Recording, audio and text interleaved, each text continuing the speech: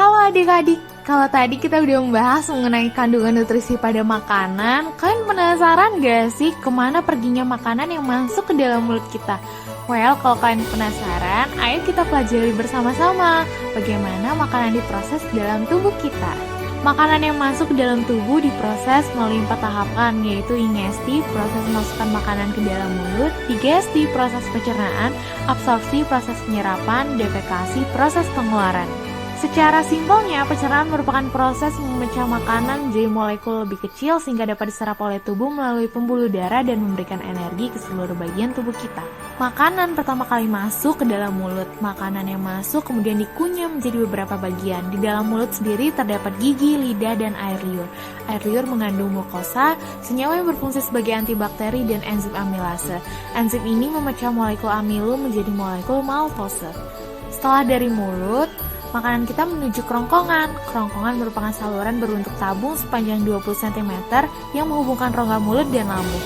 Di dalam kerongkongan terjadi gerakan peristaltik yang gerakan meremas-kemas yang dilakukan dinding kerongkongan untuk mendorong makanan masuk ke dalam lambung.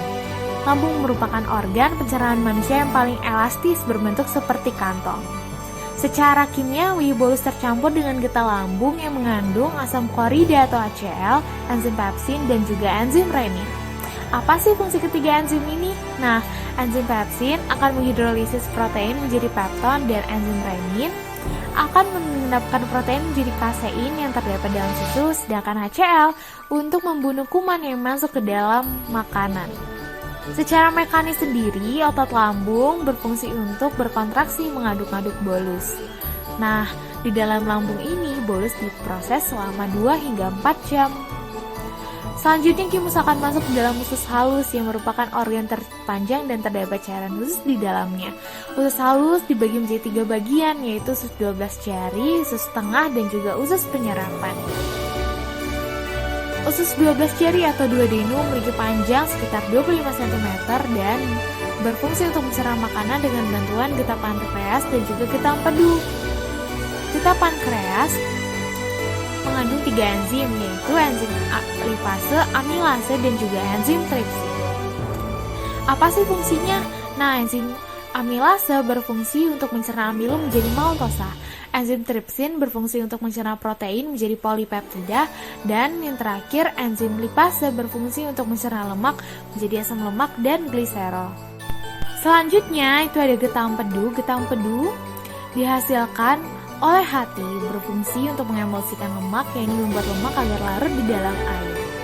Jejunum atau usus kosong terletak antara usus 12 jari dan usus penyerapan. Fungsinya untuk mencerna lebih lanjut makanan yang telah dicerna oleh usus 12 jari, dan usus penyerapan sendiri merupakan tempat penyerapan makanan.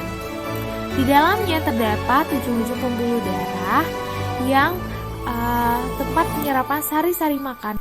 Terdapat ujung-ujung pembuluh darah yang semakin luas bidang permukaan bagian dalam usus, semakin banyak fili yang terdapat akan menyebabkan proses penyerapan terjadi semakin efektif. Fili berfungsi untuk menyerap sari-sari makanan, kemudian diedarkan melalui aliran darah ke seluruh bagian tubuh. Jadi makanan yang kita makan kembali lagi ke dalam tubuh kita, teman-teman. Selanjutnya itu sisa makanan yang dicerna akan berlanjut ke usus besar. Nah, usus besar mempunyai peran untuk mencerna cairan, vitamin, dan sisa mineral dari sisa-sisa makanan yang telah diserap oleh usus halus. Zat sisanya berada selama 1 hingga 4 hari dalam usus besar. Dalam usus besar terdapat bakteri Escherichia coli yang membantu membusukkan sisa makanan. Selanjutnya, sisa makanan yang tidak terpakai oleh tubuh beserta gas-gas yang berbau disebut tinja akan dikeluarkan melalui anus.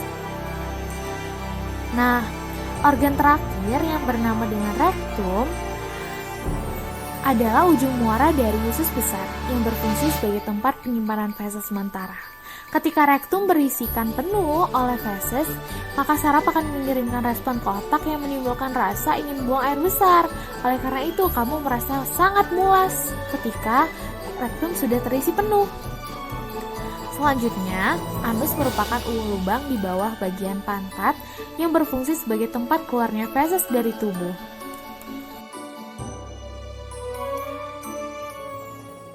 Created using Powtoon.